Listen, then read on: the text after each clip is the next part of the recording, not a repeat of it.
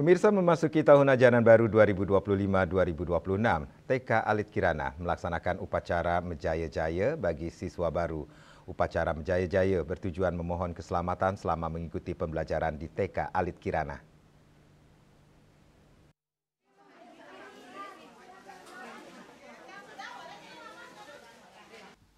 Menjaya-Jaya dilaksanakan oleh TK Alit Kirana mengawali tahun ajaran baru 2025.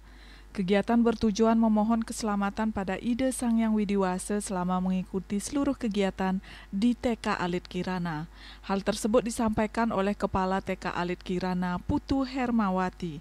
Tahun ini TK Alit Kirana memiliki siswa sejumlah 42 orang.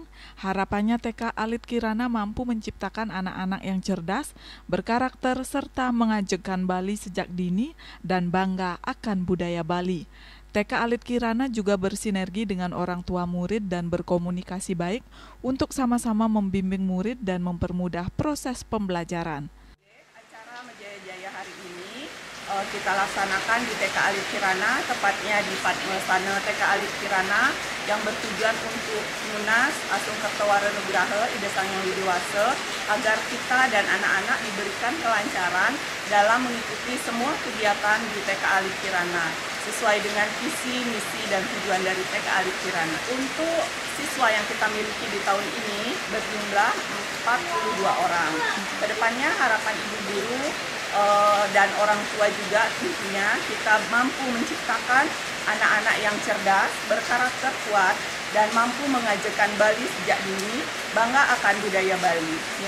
Salah satu orang tua murid menyatakan apresiasinya terhadap TK Alit Kirana karena telah menanamkan nilai-nilai budaya dan ajak Bali sejak dini.